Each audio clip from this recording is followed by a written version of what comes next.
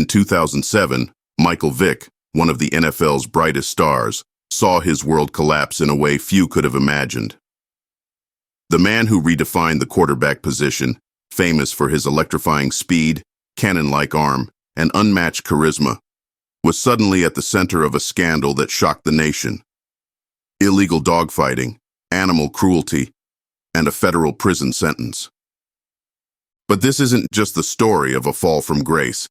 It's the story of a young man from Newport News, Virginia, a city nicknamed Bad News for its rough streets, who rose from humble beginnings to become the highest-paid player in NFL history.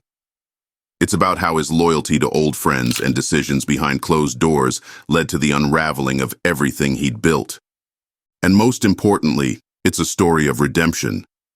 How did Michael Vick claw his way back from the ashes to rebuild his life, repair his reputation, and reclaim a legacy many thought was forever lost? This is Pride Before the Fall, where we explore the dramatic stories of athletes who rose to greatness, fell to unimaginable depths, and found the strength to fight for their redemption. Today we present Michael Vick, the rise, fall, and redemption of an NFL superstar. Michael Vick's rise to stardom is the stuff of legend, a story of raw talent overcoming impossible odds. Born on June 26, 1980, in Newport News, Virginia, an area plagued by poverty and crime, Vick had every reason to become another statistic. But for Michael, football was more than just a pastime. It was a way out, a means of survival. From a young age, Vick's athleticism set him apart. His father introduced him to football by teaching him how to throw a perfect spiral using a soda bottle. By the time he started playing in neighborhood pickup games, Michael was a phenomenon. His natural speed and agility left older kids scrambling to catch him, and his arm strength was already turning heads. But life wasn't easy. Vick's mother worked multiple jobs to support the family, and his father's guidance, while impactful, was limited. For Michael, football wasn't just an activity. It was survival. It became his escape from the hardships around him, a way to channel his energy and focus on something bigger than himself. At Warwick High School, Vick's raw talent began to evolve into something truly special. As a quarterback, he didn't just play the game. He controlled it. Fans packed the stands to see him in action, marveling at his ability to turn broken plays into touchdowns. His arm strength allowed him to make throws that seemed impossible, while his blazing speed made him a constant threat to run. By his senior year, his highlight reels were being passed around by college scouts nationwide, and he was one of the most sought-after recruits in the country. Despite his natural gifts, Vick's journey wasn't without challenges. His unorthodox style of play made some coaches skeptical. Could a quarterback who relied so heavily on scrambling and improvisation succeed at the college level, where defenses were faster and smarter? Schools like Florida State and Michigan showed interest, but hesitated to commit fully. Ultimately, it was Virginia Tech that took the leap, offering Vick the chance to prove himself in one of college football's toughest conferences. At Virginia Tech, Michael Vick didn't just meet expectations, he shattered them. In 1999, as a redshirt freshman, he led the Hokies to an undefeated regular season and a spot in the national championship game against Florida State. Although Virginia Tech fell short of victory, Vick's performance was unforgettable. Time and again, he evaded defenders, scrambled for big gains, and made pinpoint throws under immense pressure. Fans and commentators alike were awestruck, dubbing him the human highlight reel. His unique style, combining speed, power, and football IQ, set him apart in a league dominated by traditional pocket passers. By his sophomore year, Vick was a household name. His ability to dominate games single-handedly made him one of the most exciting players in college football history. But beyond his athleticism, it was his poise under pressure that truly stood out. No matter the stakes, Vick exuded confidence, a quality that would define him throughout his career. In 2001, Vick declared for the NFL draft, and the Atlanta Falcons couldn't pass him up. With the first overall pick, they made Vick the first African-American quarterback to be selected #1 in NFL history. This milestone was more than just symbolic. It was a statement. For decades, mobile quarterbacks like Vick had been dismissed as too risky or unconventional. But now, the league was ready for change, and Michael Vick was leading the charge. From the moment he stepped onto the field, Vick electrified the NFL. In his rookie season, he showcased flashes of brilliance, but it was in his second year that he truly arrived. In 2002, he led the Falcons to the playoffs and orchestrated one of the most memorable games in NFL history. An overtime upset of the Green Bay Packers at Lambeau Field. Vick's influence was just as profound. Endorsement deals with Nike, Coca-Cola, and other major brands made him one of the most marketable athletes in the world. His $130 million contract extension with the Falcons in 2004 was the largest in NFL history at the time. For kids growing up in tough neighborhoods, Vick was more than an athlete. He was an inspiration. He represented what was possible when talent met determination. But as Vick reached the pinnacle of his career, cracks were beginning to show. While he dazzled fans on the field, his personal life was becoming increasingly complicated. His loyalty to old friends, a trait that had defined him since his youth, would soon become a double-edged sword. Michael Vick had risen to the very top, redefining what it meant to be an NFL quarterback and capturing the hearts of millions. But as he basked in the glow of superstardom, a hidden world was about to unravel, threatening everything he had built. At the height of his fame, Michael Vick was untouchable, or so it seemed. He had it all. A record-breaking $130 million contract, lucrative endorsement deals, and the adoration of millions of fans. On the field, he was a game changer, and off the field, he was a cultural icon. But behind the highlight reels and the glitz, a dark secret threatened to unravel everything he had built. In 2001, not long after entering the NFL, Vick's property in rural Virginia became the site of an illegal dogfighting operation known as Bad News Kennels. This wasn't a casual, behind-the-scenes activity. It was a full-scale operation run by friends from his Newport News neighborhood. For years, the illegal activity stayed hidden. Vick's fame and influence seemed to shield it from scrutiny. But as his career skyrocketed, the risks of exposure grew. By 2007, that ticking time bomb exploded. Acting on a tip, federal investigators raided the property and uncovered a scene that shocked the nation. They found dozens of malnourished and abused dogs, along with dogfighting equipment and detailed records of matches and betting. The sheer cruelty of the operation horrified the public. Dogs that lost fights were reportedly tortured, drowned, or electrocuted, a level of violence that turned the scandal into a national outrage. At first, Vick denied any involvement. He claimed he wasn't aware of what was happening on his property and distanced himself from the operation. But as investigators dug deeper, the evidence mounted.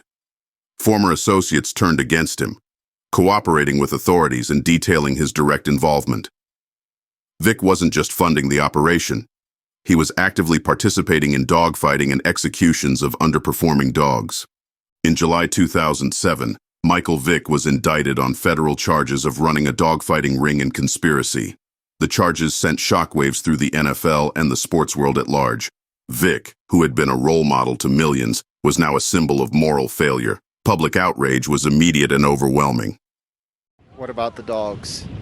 They never got a second chance. As hundreds pour into the Covelli Center for the 10th annual men's rally, others stand outside in protest against one of today's speakers. The atrocities that Michael Vick committed at Bad News Kennels. Animal rights groups staged protests outside NFL headquarters, demanding accountability not just from Vick, but from the league itself. Facing overwhelming evidence, Vick pleaded guilty to the charges in August 2007. His guilty plea was a stunning admission that shattered the carefully crafted image of the NFL superstar. In December of that year, he was sentenced to 23 months in federal prison, a punishment that marked one of the most dramatic falls from grace in sports history. The fallout from the scandal was swift and severe. The NFL suspended Vick indefinitely, voiding his massive contract with the Falcons. Sponsors like Nike, Coca-Cola, and EA Sports severed ties with him almost immediately. Financially, Vick was ruined.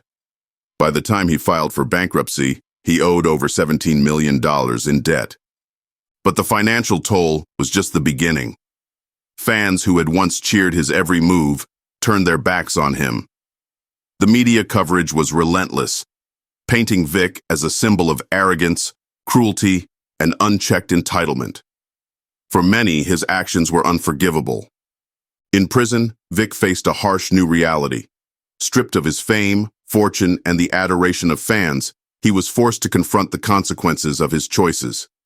In later interviews, Vick admitted that he had grown up around dogfighting and never truly grasped the severity of the crime. He described his time in prison as both humbling and transformative. Behind bars, Vick began working with counselors and mentors who challenged him to reflect on his decisions, not just the immediate crimes, but the underlying values and attitudes that had led him there. And they slammed that door.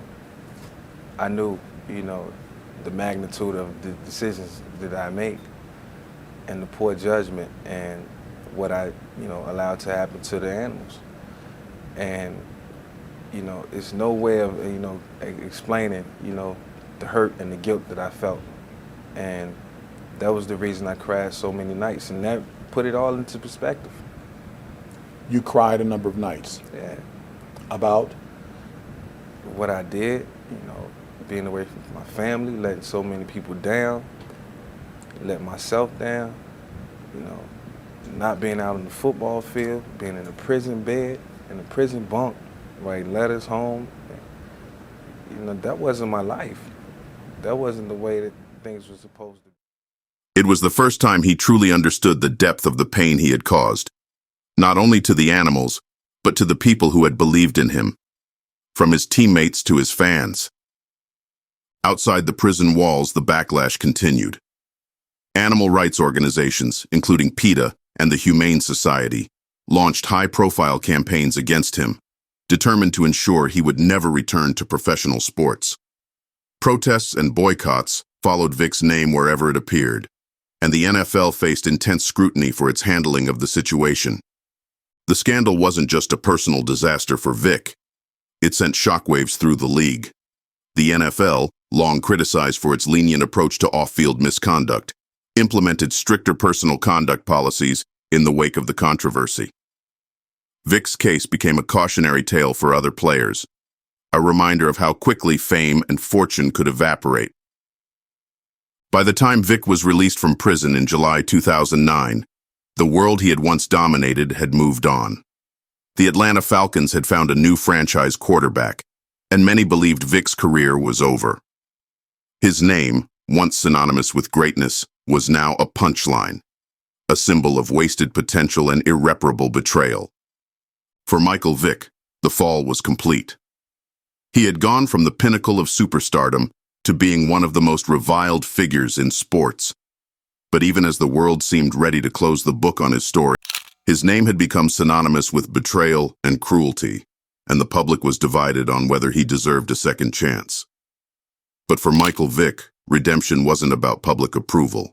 It was about rebuilding himself, one step at a time. When Vick was released, he faced a world that had moved on without him. His financial struggles were dire. He had filed for bankruptcy while in prison, leaving him millions in debt. Professionally, he was at rock, but he was determined to make amends. That chance came from an unlikely source, the Philadelphia Eagles. In 2009, the Eagles offered Vick a one-year deal as a backup quarterback. The announcement sparked immediate backlash. Protests erupted outside the team's facilities, with animal rights groups and angry fans calling for the Eagles to rescind the contract. Critics questioned the team's morality, accusing them of prioritizing talent over ethics. Even within the locker room, some players were hesitant to embrace Vick. But Vick knew he couldn't change the past, only his future. He approached the opportunity with humility, acknowledging the enormity of his mistakes and the work it would take to earn back trust. In his first year with the Eagles, he stayed out of the spotlight, focusing on learning the playbook. So just play well, he dominated. Over the course of the season, he threw for over 3,000 yards, rushed for nearly 700 more, and accounted for 30 total touchdowns. His signature moment came in a Monday Night Football game against Washington, where he accounted for 6 touchdowns in a single night, leaving fans and analysts in awe. Vick's performances earned him the NFL Comeback Player of the Year award and Pro Bowl honors. For a brief moment, it seemed as though he had fully redeemed himself in the eyes of the league. The Eagles rewarded him with a multi-year contract, and Vick was once again one of the most talked-about players in the NFL. But redemption wasn't just about what happened on the field. Off the field, Vick dedicated himself to becoming a better man. He partnered with the Humane Society, using his story to speak out against dogfighting and advocate for animal welfare. Over the years, he visited schools, community centers, and juvenile detention facilities, sharing his experiences and urging young people to make better choices. "I can't undo what I've done," Vick often said, "but I can help make sure it doesn't happen again." These efforts weren't without challenges. Critics remained vocal, accusing Vick of engaging in a public relations stunt rather than genuine reform. Protests followed him at every turn, and the shadow of his past never fully disappeared. Yet over time, many began to see that Vick's remorse was real. He didn't shy away from his mistakes. Instead, he used them as a platform to educate and inspire others. One of the most significant moments in Vick's redemption journey came in 2012, when he testified before Congress in support of stronger penalties for animal cruelty. For a man who had once been at the center of such a scandal, this was a powerful statement of accountability and growth. His work with the Humane Society also led to meaningful changes, including education programs aimed at preventing animal cruelty in at-risk communities. Vick's transformation wasn't just about public gestures, it was deeply personal. In interviews, he spoke openly about how his time in prison had forced him to reflect on his values and priorities. He credited his family, particularly his mother and wife, for standing by him and pushing him to become a better man. "They believed in me when I didn't believe in myself," Vick said. "That's what gave me the strength to keep going." Over time, Vick began to rebuild his relationships with former teammates, coaches, and even some fans. While not everyone forgave him, many admired his willingness to take responsibility and put in the work to make amends. His story became a testament to the power of second chances and the importance of personal growth. In 2016, Vick retired from the NFL, bringing an end to one of the most dramatic careers in sports history. But even after stepping away from the game, his commitment to advocacy and redemption didn't waver. He continued to speak out against dogfighting, worked with youth programs, and mentored young athletes on the pressures of fame and decision-making. Vick's redemption arc wasn't perfect. He faced constant scrutiny, and some critics would never let go of his past. But for many, his journey was proof that people can change. Through humility, hard work, and accountability, Michael Vick transformed his legacy from one of wasted talent to one of athletes like Lamar Jackson and Patrick Mahomes owe part of their playbook to the revolution Vick started. Coaches rethought their strategies, and fans reimagined what a quarterback could do. On the field, Michael Vick's impact is undeniable, but Vick's story is also a cautionary tale about fame, loyalty, and the choices we make. His involvement in dogfighting and the ensuing scandal revealed the dangers of staying connected to the wrong influences. It highlighted how unchecked power and a lack of accountability can lead even the brightest stars astray. For years, Vick's name was a symbol of wasted potential and irreparable harm. Yet what makes Michael Vick's journey so compelling is his ability to rise from the ashes. After losing everything, his career, his fortune, and his reputation, he didn't disappear into obscurity. Instead, he faced his mistakes head-on, taking steps to make amends and rebuild his life. His comeback in the NFL wasn't just about touchdowns and accolades. It was about proving that redemption is possible, even for those who fall the hardest.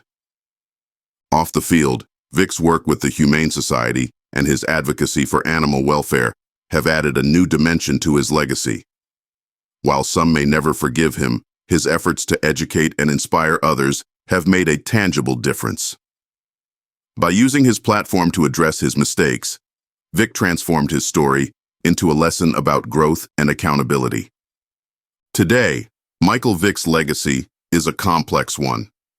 He's remembered as a trailblazing athlete, a deeply flawed individual, and a man who fought to reclaim his life.